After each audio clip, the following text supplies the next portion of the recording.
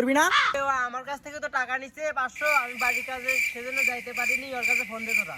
আচ্ছা ঠিক আছে, জাহাঙ্গীরের নাম্বারটা তুলে জাহাঙ্গীরের কাছে ফোন দেই। হ্যালো জাহাঙ্গীর। হ্যাঁ বন্ধু। এই ইফতার বাড়ি কই? আর ইফতার কই? আরে বন্ধু, আমার কাছে টাকা ঢুকে নাই তো, এই জন্য আর কি আমি বাড়িতেই আছি। আরে বাড়া এসব কি কই? 300 জায়গায় 500 দিলাম, ওই বলে 500 দিছে। এ বন্ধু, তুই বুঝতেছিস না কেন? আমার কাছে টাকা ঢুকে নাই, এই জন্য আমি ইফতার পার্টিটা ক্যান্সেল করে দিছি। সমস্যা নাই, 27শে রমজানের দিন আমি নতুন করে একাই ইফতার পার্টি দিব। ও আচ্ছা আচ্ছা, আমাদের 1000 টাকাটা দে, আমরা ইফতার করব। আরে বন্ধু, তোদের টাকাটা দিয়ে আমি না বাজার থেকে একটা লাল টকটকে তরমুজ নিয়ে এসে খেয়ে আত্মা ঠান্ডা করছি বন্ধু। এটা মনে কর আল্লাহর পথে গেছে। টাকা নাই মানে? ওই দিন যে তুমি বানিয়ে দেখে সেই টাকা দেখালি আর টাকা কি হলো? আরে বন্ধু, ওইসব মা টাকা দিছিল রে কারেন্ট বিল দেওয়ার জন্য, তাই ওগুলো টাকা আমি দেখাইছি। আর বন্ধু, তোরা সময় নষ্ট করিস না, ইফতারের সময় হয়ে গেছে, তোরা বাসায় গিয়ে ইফতার কর গা।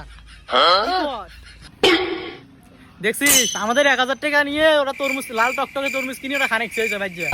আচ্ছা চল, বাড়ি যাই ইফতার করবো।